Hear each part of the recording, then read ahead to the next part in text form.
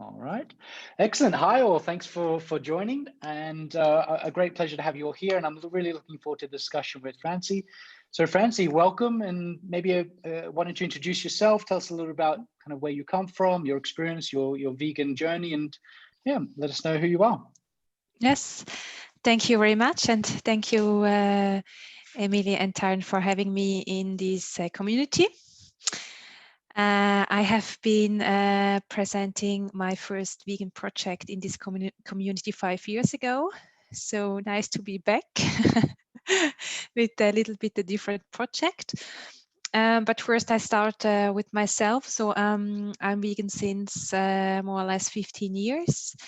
And I also started like Ivana with activism in different groups before I actually switched to more business-oriented activism. And I'm living in Switzerland, so I moved this spring from Bern to Thurgau on the countryside, close to the Lake of Constance. And I'm living here with my dog and 2 wonderful raw vegan rabbits.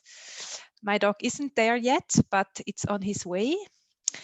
So, actually, I have a background in tailorship. When I was 18, I did a training as a tailor. But then I studied information science, and since 10 years, 15 years, I'm working as a software test engineer.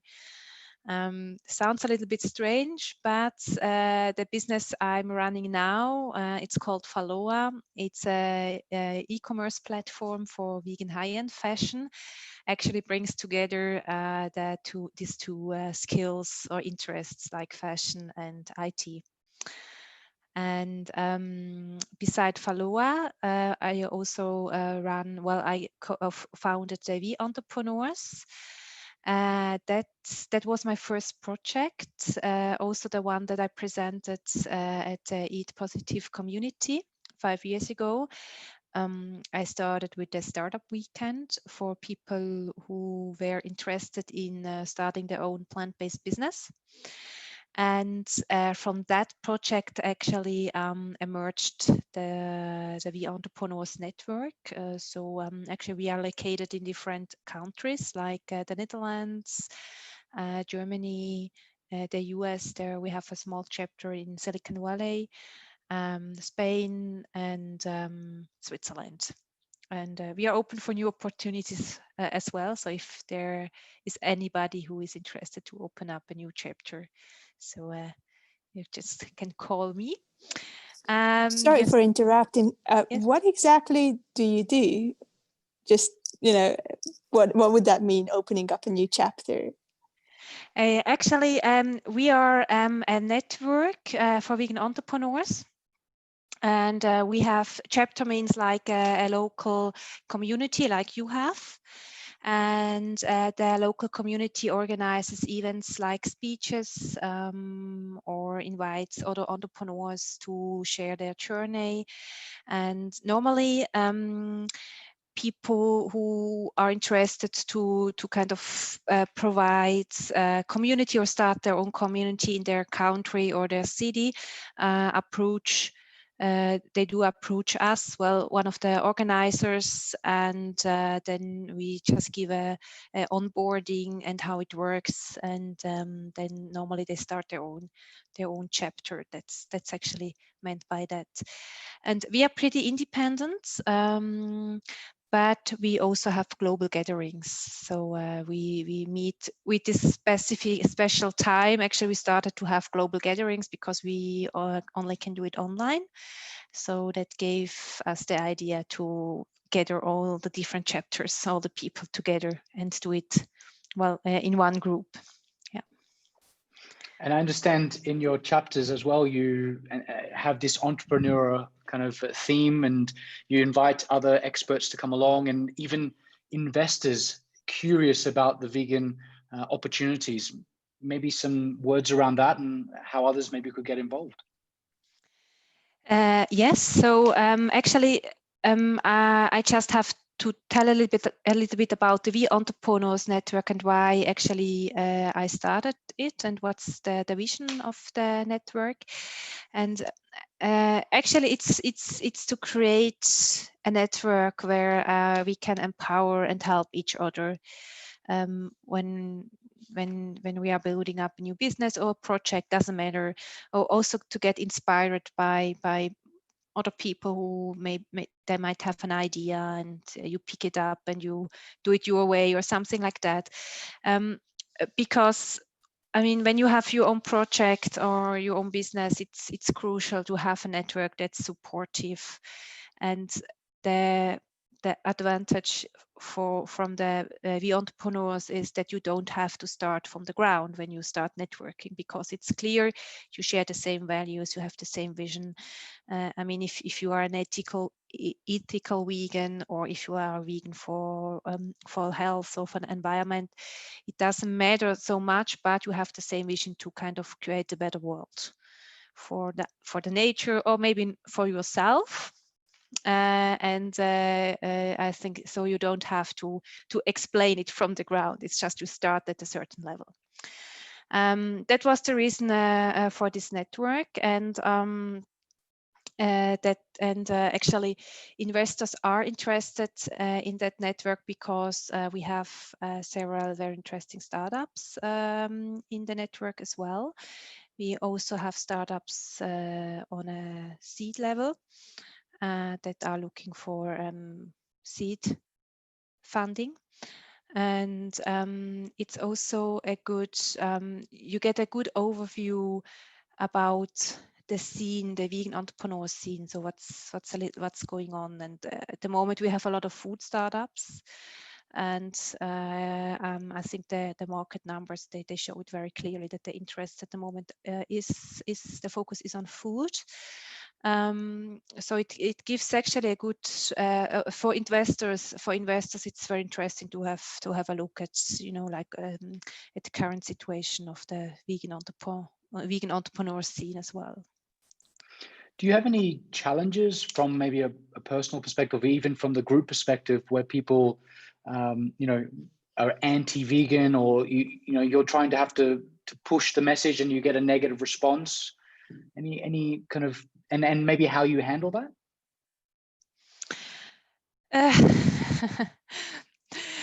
Well, when I started out, it was more difficult for me to handle a certain negative response. That was also one of the reasons I founded my own network, because I just wanted to share my experience with people that are kind of give me a positive feedback regarding my vision, my plant-based business. I think, but in the meantime, it has changed. So when you go out and pitch a plant-based or vegan business in the food sector, I think you will get mainly positive feedback. So it has changed a little bit, and over the time, you get used to it for sure. But over the time, you learn how to communicate it so that people will not get offended by that. So, and depends if you want to offend them or not, huh? Yes. I think you're Yes. right. I think there's a lot greater positivity towards the message, and I think having activities like your network brings people together, and realizing that there is a lot of us out there. We're not alone, and we're moving Yes. towards the same direction. Mm-hmm. Yes. For me, actually, it was always, every time it was kind of a relief to meet people with the same vision, because then it was like, okay, I'm not the only person who has some vegan vision. So that really felt very good, and still it feels still very good. So. Absolutely. And what was your kind of turning point where you moved to vegan vegetarian and you said, okay, yeah, I want to, this is the path I want to follow, and then from there you grew your fashion business and your network? Well, I I did activism like Ivana before I switched to business, to the business side. And I was looking for my tribe or my community because I had, I think it's almost now 7 or 8 years ago when I started to develop interests in the startup world. And I did 5 years ago, I did an advocacy workshop with Melanie Joy about activism, and they mentioned as well that business can also be a form of activism, and that was the moment it clicked. Actually, for me, it was like clear that I can actually follow my business interests and do kind of an activism and merge that together. So that was the turning point. Perfect. Thank you. Okay, we've got probably the next phase now because we're moving through. Maybe we can open up for questions from the group. All right. If you want to speak, just go off mute and fire away.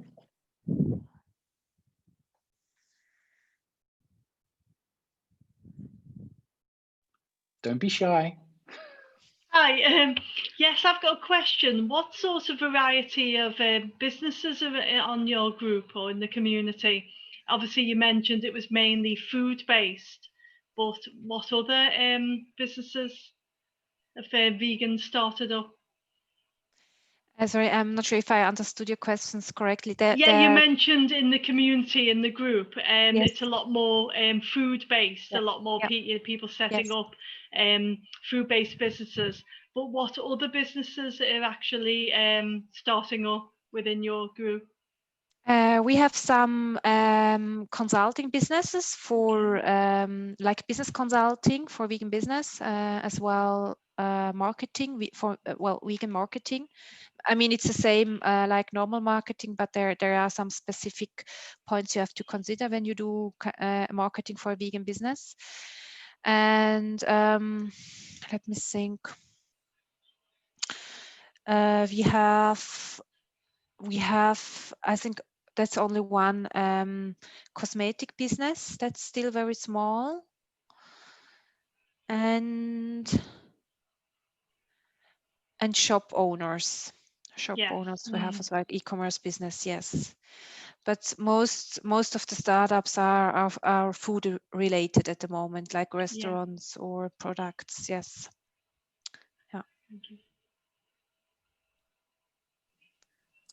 What do you think, Francie? Where are the vegan trends going? So there have been a lot of new product ideas. Mostly fruit probably that we have been aware of. Is there anything new that you have seen in the market that is probably new for us in this little group? Where is the vegan evolution going? Yeah, I think you all know about the current food products that are very trendy. I think in that sector it will be as well more professional. Like more companies will come up and produce meat in the lab or meat with very special ingredients like sunflower seed meat or pea milk from Berlin, for example. I'm more now into the fashion and material world through my business, and there is a lot going on as well. One of the most popular material is the Pinatex, the ananas leather, but there's also cactus leather and apple leather and the lab-grown leather that will be hopefully released next year. And the mycelium leather is grown with mushrooms. There is currently a small startup. It's a spin-off of a university is developing actually a material that's similar to wool, for example. So it's kind of, I think at the moment, the material, well, in the fashion world, they are innovating a lot at the moment, especially with leather, because it's also a huge polluter for our environment, and not to speak the ethical side of the leather production for the animals, but as well for the people. One other innovation I think it's pretty cool is it's also a small startup from the US. They are developing how do you call it, from the elephants. Don't know the name in English. Ivory or tusks? Ivory, yes, exactly. Ivory in a lab, and I think that's pretty cool.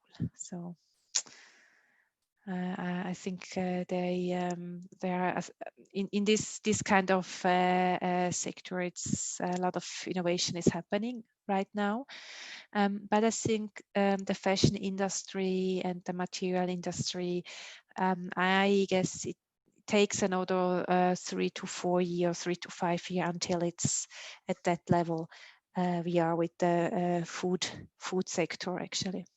So. Mm-hmm. Thank you. That sounds really exciting. I think it's probably many ladies asking themselves, okay, pineapple leather is coming. Maybe you can already buy some good quality sort of non-violent leather bags. But what about shoes? Are these new materials also suitable for shoes? Well, shoes, it's a very difficult topic. It's the problem with the shoes is not, I wouldn't say it's the material itself, but it's the glue. Actually, that's one of the main problems, because glue normally is made with bones, and that's why maybe when you have old shoes, I don't know, from Vögele or Dosenbach or another huge retailer, sometimes they can you will have them for 4 or 5 seasons because they keep together, and but you can have maybe a vegan shoe with as well maybe a artificial leather or a vegan leather, but they might have problems, or they are not falling apart, but you see they like a little bit the consistence, so you might just wear them for two seasons, and it's not the material itself, but it's the glue actually. That's still a little bit a problem.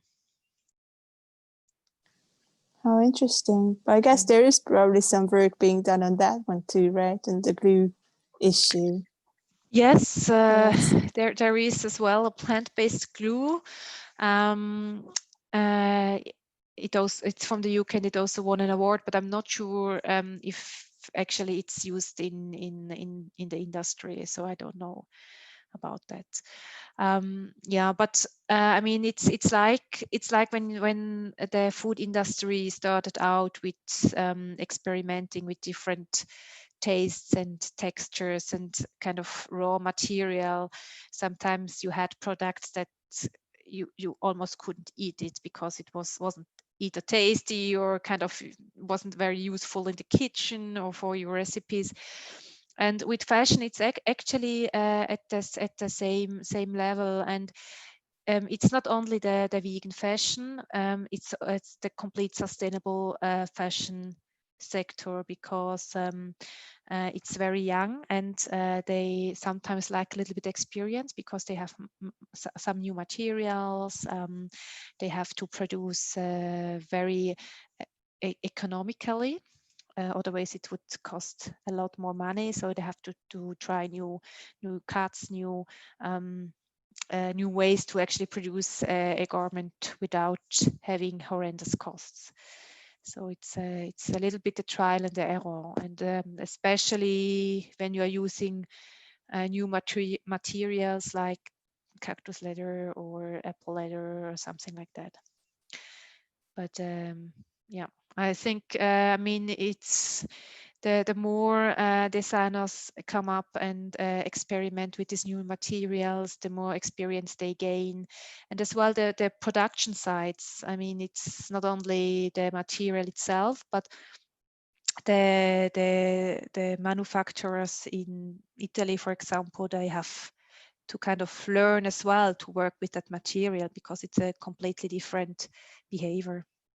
So it's a complete learning process. Well, I bet. Yeah. Thank you so much for all these details. I I don't want to take all the space for myself. So if you guys have some other questions, go ahead, please. Yeah, I wanted to ask about your own.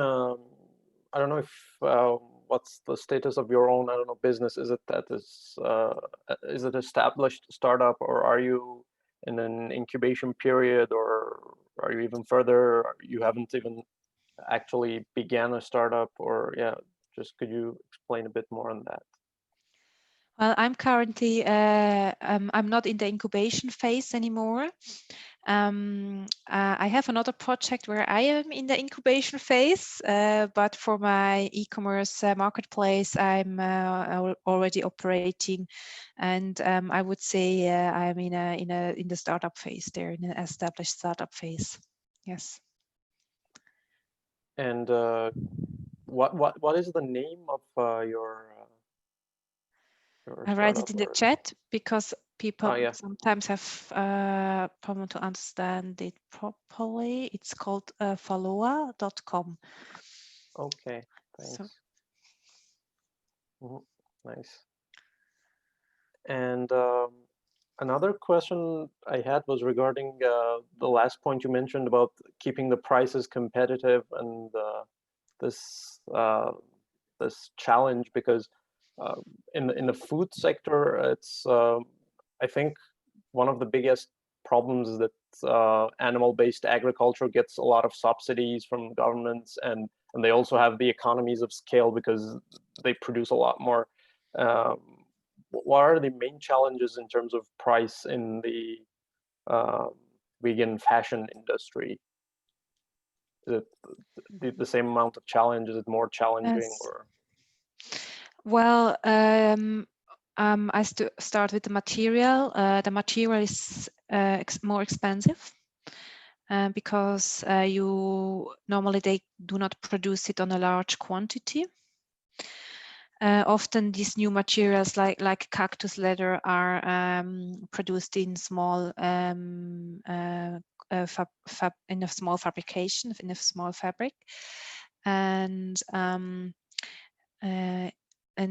I'm not sure about that, but some of them are not scalable at the moment. Not all, but some of them are not scalable. So that means, and as well, for example, just when I use organic cotton, it's much more expensive than the normal or standard cotton. These costs actually apply for everything that's used on a garment, like buttons, like a zipper, like the yarn.